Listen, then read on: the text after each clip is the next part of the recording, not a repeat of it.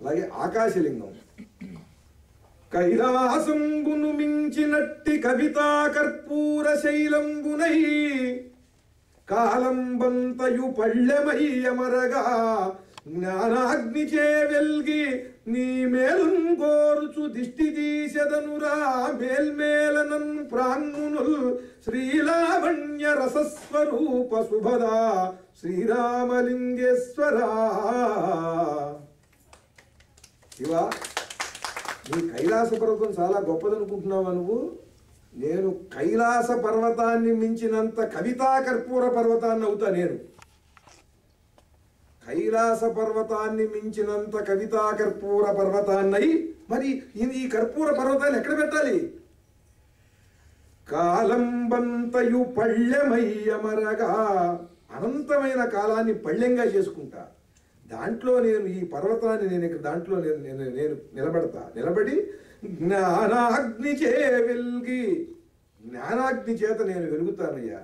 నీ మేలున్ గోరుచు దిష్టి తీసెదనురా మేల్మేలనన్ ప్రాంగునుల్. బా, శివుడండి పిలిస్తే చాలు వచ్చి ఆదుకుంటాడు అని ప్రతివాడు చెప్పుకుంటాడు నీ గురించి. నీకు దిష్టి తగులుతుంది. నువ్వు ఎప్పుడు నిరంతరం ఈ పని చేస్తున్నావు కనుక నిరంతరం నీకు దిష్టి తగిలేటువంటి అవకాశం ఉంది. కనుక నిరంతరం నేను కైలాసాన్ని మించినంత కవితా కర్పూర పర్వతాన్నై అనంతమైనటువంటి ఈ కాలాన్ని పళ్ళెంగా చేసుకుని జ్ఞానాగ్ని చేత వెలిగి నిరంతరము నేను నీకు దిష్టి తీస్తూ ఉంటా. నీ మేలును కోరుతూ ప్రాంగునులు, మహర్షులు, పూర్వ ఋషులు, మునులు అందరూ కూడా భళా భళా అని మెచ్చుకుంటూ ఉండగా నేను ఇలా నీకు దిష్టి తీస్తూ నేను నీకు సర్వసమర్పణ చేసుకుంటానయ్యా. ఇది అగ్నిలింగ వర్ణన. అలాగే జలలింగ వర్ణన. దుగ్ధబ్జుద్భవ చంద్రశేఖర హరా దోషాఘ భగ్నా ఘన ముగ్ధామోద రస ప్రసిద్ధ కవితా భూతీశ శబ్దేశ మద్వాగ్ధారా జలలింగముల్ పృథివిలో భక్తిన్ ప్రతిష్ఠించదన్ స్నిగ్ధక్ష్వేళగళ త్రితత్వ విదళ శ్రీరామలింగేశ్వర. దుగ్ధబ్జుద్భవ చంద్రశేఖర హర. దుగ్ధం అంటే పాలు, అబ్ధి అంటే సముద్రం. దుగ్ధాబ్ది నుండి ఉద్భవించినటువంటి చంద్రుణ్ణి శిఖరము తలయందు ధరించిన వాడా, దోషాఘ దూర, మా దోషములను పాపములను దూరం చేసేవాడా పర. ముగ్ధామోద రస ప్రసిద్ధ కవితా భూతీశ. ముగ్ధమైనటువంటి మనోహరమైనటువంటి రసవత్తరమైనటువంటి శబ్దముల చేత ఆమోదింపబడేటువంటి కవిత్వమునకు అధిపతి, శబ్దేశ శబ్దాధిపతి. మద్వాగ్ధారా జలలింగముల్ పృథివిలో భక్తిని ప్రతిష్ఠించదన్. నా యొక్క వాగ్ధార అనేటువంటి జలలింగాన్ని ఈ భూమి మీద ఎక్కడ పడితే అప్పుడు, ఎప్పుడు పడితే అప్పుడు భక్తితో ప్రతిష్ఠిస్తానయ్యా. ఇవాళ హ్యూస్టన్ నగరంలో ఇక్కడ ఒక జలలింగాన్ని ప్రతిష్ఠించాను మీ అందరి ఎదుట. మద్వాగ్ధారా జలలింగముల్ పృథివిలో భక్తిని ప్రతిష్ఠించదన్ స్నిగ్ధక్ష్వేళ గళా త్రితత్వ విదళ శ్రీరామలింగేశ్వర. స్నిగ్ధక్ష్వేళము, స్నిగ్ధం అంటే బాగా కాన్సన్ట్రేట్ చేయబడినటువంటి అనమాట, దట్టమైన. అంటే ఒక లారీడు గులాబీ పువ్వుని ఎసెన్స్ తీసి మీరు ఒక 2 డ్రాపులు దాని ఎసెన్స్ తీస్తారు కదా, అట్లా సర్వలోకాలను కూడా కబళించి నాశనం చేసేటువంటి కాలకూట విషాన్ని కాన్సన్ట్రేట్ చేసి దాన్ని సాంద్రీభూతం చేసి ఇంత ఉండ చేసి కంఠమునందు ధరించిన వాడు. స్నిగ్ధక్ష్వేళ గళ త్రితత్వ విదళ శ్రీరామలింగేశ్వర. ఇది జలలింగ వర్ణన. పంచభూతాల్లో ఇప్పుడు భూలింగం. ఫలముల్ చెట్టున పండినట్టి పనసల్ బంగారు లింగంబులవు వెలయన్ పాదున పూది గుమ్మడియుని వెల్లైన రూపంబునవు కలయంజూడగ ద్రాక్షలే స్ఫటికలింగంబుల్ ప్రభు అంతటన్ చెలువం గొప్పగ దర్శనంబునిడు మా శ్రీరామలింగేశ్వర. ఆ తర్వాత అరిషడ్వర్గములు అనేటువంటి ఈ జీవుడికి భగవంతుణ్ణి చేరుకునేందుకు గాను ఆటంకం ఏర్పరుస్తున్నటువంటి ప్రధానమైనటువంటి గుణాలు ఈ అరిషడ్వర్గాలు. నా కామం, నా క్రోధం, నా లోభం, నా మోహం, నా మాత్సర్యం, వీటన్నిటినీ కూడా నువ్వు తొలగించు అని 6 పద్యాలు. దీంట్లో ఈ భావాన్ని ప్రతి ఒక్కరూ వ్యక్తీకరించి నాకు ఇది తొలగించు అని అడుగుతారు. అది భక్తుడు కూడా చేస్తున్నాడు. కవి అలా చేయకూడదు.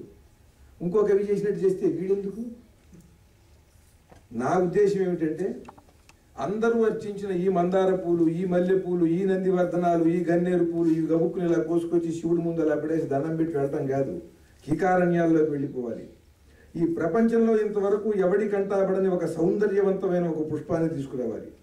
అది చాలా సుగంధభరితంగా ఉండాలి, దాంట్లో మకరందం ఉండాలి.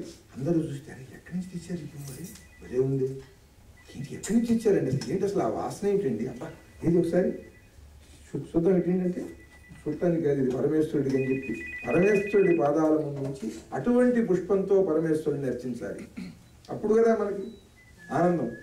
అలా ఇంతవరకు ఏ కవి చేయనటువంటి వినూతనమైన విచిత్రమైనటువంటి శబ్ద పుష్ప గుచ్ఛాలతో ఆలోచించి దివ్యాద్భుతమైనటువంటి కవిత్వ పుష్పాలను, ఆ పుష్పగుచ్ఛాలతో భగవంతుణ్ణి అర్చించాలి. ఏదైనా సరే ఇంతవరకు ఎవరూ చెప్పలేదు. ఈ అనంతమైన సాహిత్యంలో ఎంతోమంది ఉన్నారు నీ సృష్టిలో మహాకవులు, కానీ అటువంటి జన్మ నాకొద్దు. నేను చెప్తే నాకు ఇచ్చిన కవిత్వానికి ఈ ప్రపంచంలో ఇంతవరకు ఎవడూ చెప్పలేదు, ఇట్లా ఎవడు ఊహించలేదు అన్నట్టుగానే ఉండాలి. అట్లా చెయ్యాలి అనే ఒక కోరిక నాది. నేను నా కామాన్ని నువ్వు తొలగించు అని అడగాలి, ఇంతే.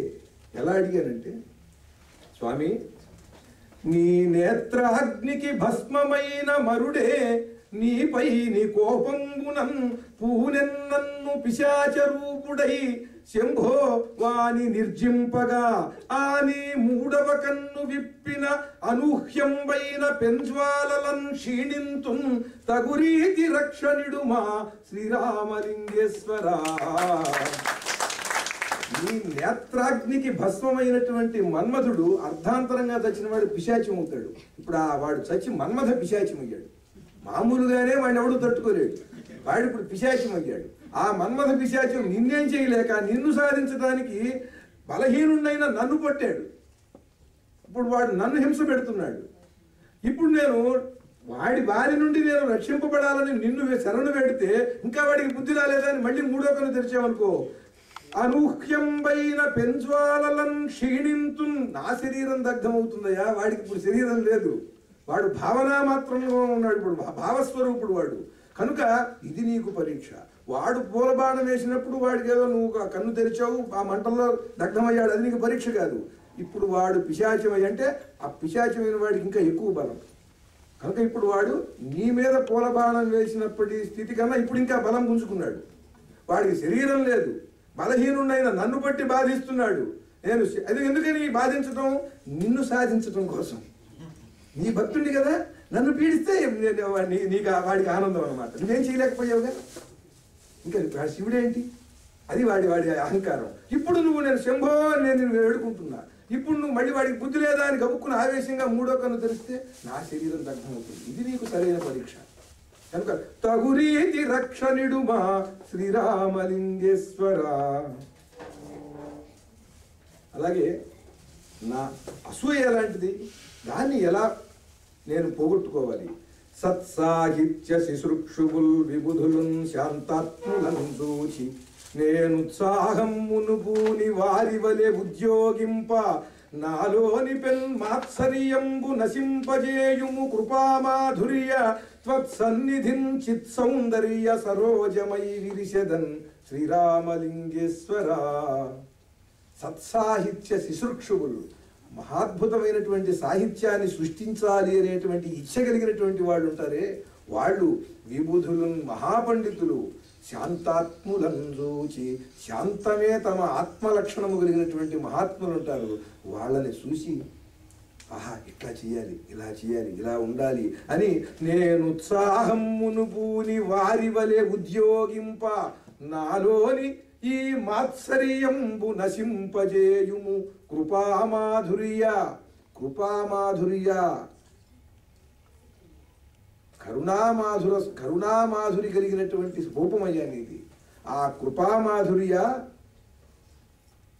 నాలోని ఈ మాత్సర్యాన్ని నువ్వు గనక పోగొట్టినట్టయితే త్వత్సన్నిధిన్ చిత్సౌందర్య సరోజమై విరిసెదన్ శ్రీరామలింగేశ్వర. పరమ చైతన్యవంతము, పరమ సుందరము, తేజోవంతము, జ్ఞానవంతము, మహాశక్తివంతము, అమృతమయము అయినటువంటి చిత్ సౌందర్యముతో కూడుకున్నటువంటి సరోజమై నీ సన్నిధిలో నేను అలా విరుస్తానయ్యా. అటువంటి స్థితిని నాకు కలిగించు.